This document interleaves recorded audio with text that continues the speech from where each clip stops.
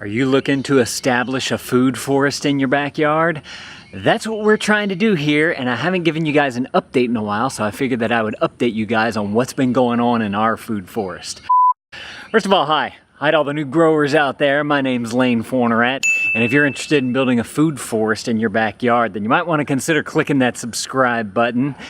Today, we are out in the food forest, and I have been doing a few things to kind of do some cleanup before kind of the fall and the cold weather comes here. And I still need to work this area right here. It's a little rough right there, rough around the edges. But I've also been taking some of the, taking out some of the dead plants and using the stakes that I have from those plants and staking up the things that are still growing. And I wanted to show you guys that today because it's pepper season right now. We got all kind of peppers growing everywhere. First of all, this is one area that I noticed the tomato plants were still doing pretty good, and we actually have this beautiful tomato growing right there. Oh, I have to say also that I mentioned at the beginning that I hadn't done an update in a while, and I've been working with our midwife making videos for her channel, and so I used to do live streams on Fridays, and I'd like to get back into those, but I'm usually working with her, helping her with her channel on Fridays, so it's going to be kind of iffy on the live stream. So if I know that I have something that I got to do, I'm going to shoot these videos in advance. Over here in this area, this is where I did a huge cleanup. Oh, wow, look, we got some beans right there. I didn't even see this. This is new. This is awesome. It's amazing to see these beans still growing. But all back here, I took out all the dead stuff back here so we could actually get out here and maybe start planting something. I don't know if we're going to plant anything for the fall here. And these are the pepper plants, one of the pepper plants that I was talking about with all the peppers growing. We got 1, 2, 3, 4, 5, 6, 7, 8 plus peppers already on there. And then there's also a few tomato plants right here. Look, here's some more peppers right there. A few tomato plants on here as well. They're still producing a few little of these cherry tomato type of things there. Grape tomato, I don't know exactly what kind that is, but it's hanging low. I should probably get another stake and stake this up, but it's growing onto the cement and I can't stake it into the cement. I need to pull it back, I guess, a little bit. But that area's been growing really well. Very surprised by how well that particular area has grown. This area over here, we need to do some cleanup. This is one area that we just haven't gotten to yet. All that's weed right there. This is all pretty much weed right here. We got comfrey and some flowering stuff right here, which has been bringing the pollinators, which has been great. These are the tomatoes that I just showed you. And then over here, we still have our blueberry bush doing its blueberry thing right there. And then we still have a melon down here that we haven't picked yet. And we're just kind of letting this thing grow. It's getting pretty big. I'm pretty excited about it. So I'm kind of curious to see what happens with that one there. I did eat one of these and it was fairly tasty, I gotta say. It wasn't bad. Something growing right there. I don't even know what that is.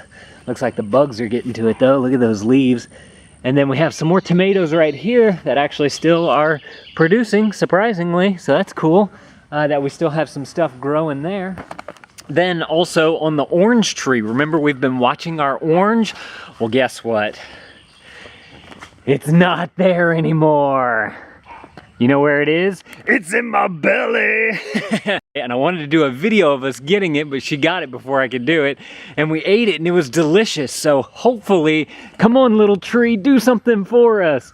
We actually have some friends who have like 3 orange trees in their backyard.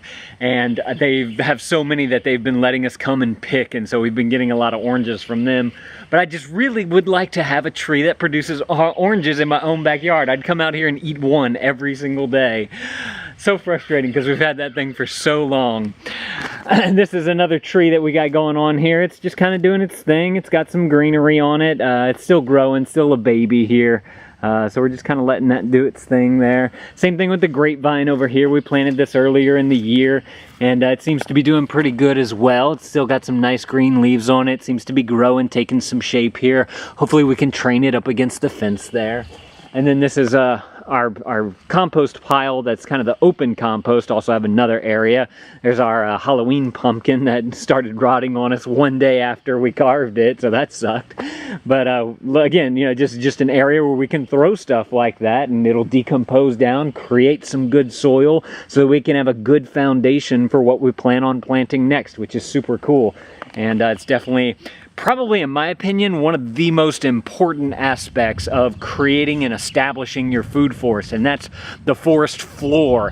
Having that good, organic, natural soil and compost mix so that you can actually grow something. And so I want to talk to you guys about our tumbling composter over there as well. There's another tree. I think this is the plum tree here. It's actually been growing fairly nicely. The leaves look great on it. It's very green. I believe I came and cut and pruned it a little bit. I had a little nougat sticking out right there, and I think another one down there, and I just decided I wanted this to kind of go more laterally. I might eventually cut off some of this right here so that this is the main branch, and we'll just let the main branch grow from there once it gets a little bit more established. But that one's looking pretty good. I'm excited by how tall it's gotten. I remember about a year or two ago, this thing was like a stick in the ground, and it was literally like up to here. So it's cool to see that one grow, showing that that soil floor, forest floor, is really helping with all the wood chips around it and how they've just been breaking down and creating more nutrients for it. This is our composter that I want to talk to you guys about. It's the Yimby Tumbling Composter. I'll link it up down in the description below, like I always do with all the other things that we've used to create our food forest. And this thing's been a rock star for us. We still got some compost going in there. It seems to be kind of balling up and whatnot though every time I roll it. This side though is mainly just paper stuff and whatnot. I didn't really put too much in there. It's this side where the maggots have been going to town. We got some maggots going on in here just because we have not been adding the browns to the composter. And I think once we actually start to get some leaves from the fall, we can actually put some leaves in there. Hopefully it'll drive away the maggots, and we'll get a good compost going in there so that we can establish more of that forest floor, and we can take some of that and maybe might bring it over, some of it over there to the bigger composter and let it kind of compost down there. And then we'll take some of the really good stuff on the bottom and sprinkle it around everywhere where all the good plants are doing. But like I said, if you guys want to check this thing out, it is awesome. It did rain today, so these little handles get some rain in there, but you can simply just grab the next row and pull this thing back. It's been a while since I've rolled it. But yeah, it does a really great job for the price that it is compared to the other composters that are on the market right there. So can highly recommend that one right there. I mean, it's basically a piece of plastic with an axle in there that you can tumble. So there's another one that's made. I'll link it up too, just so y'all can check it out. It's called the Jord or the Yod or the I can't remember the name of it, but I'll link it up. And it's styrofoam insulated so that it keeps the heat in there more, so that it breaks down faster, which I thought was really cool. It's just really expensive. Still got our cowpea plant here, and they're pretty much all dying and whatnot, but we have so many of these, it really doesn't matter. And it grows like crazy here, so we're just kind of letting that do its thing. This is the trash area, the trash heap. And I told you at the beginning of the video that I was kind of cleaning out stuff, and I grabbed a few of these stakes from the area that was over there that I just showed y'all. I staked up these tomato plants here so that they could get a little bit more air and a little bit more light and not just kind of sit on the ground like these are here. I need to get probably a couple more stakes. By the way, these are linked up down in the description if you guys want to check out these stakes that I use in these little clips right here. They seem to work pretty good for us considering the weather that we get here with the rain and the wind and whatnot. Eventually they do kind of topple over like this, and all you have to do is pick it up, push it down, and then you got it staked back again. But these seem to be doing great. We've gotten some tomatoes off of them, not as much as we were getting at the beginning of the season, but that's okay because I think that they're gonna eventually produce within the next couple of months here before it really gets cold. It really doesn't get cold in Louisiana till about January, so we still have a little bit more time with the growing season, but they seem to be healthy. They seem to be doing their thing. They seem to be spreading out and growing and climbing and everything, so I'm gonna take that. We also have all of this back here as well. We've got some tomato plants. We've got some pepper plants down here. This one got a little tiny pepper guy on there. We have plenty of peppers though right now, so we really don't need more. So it's okay if you take your time. You can take your time, Mr. Pepper Plant. And then down here we have even more. We got these little tiny peppers. These are actually pretty cool. Just like a teeny tiny, like little miniature pepper, if you will. They taste all right. A little cluster of them right there.